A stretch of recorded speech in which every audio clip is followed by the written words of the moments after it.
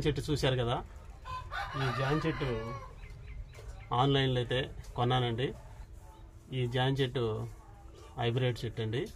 ఇది 7 నెలలకి 8 నెలలకి కాయలు అయితే కాసింది. మీకైతే చూపించాను కదా వీడియోలో.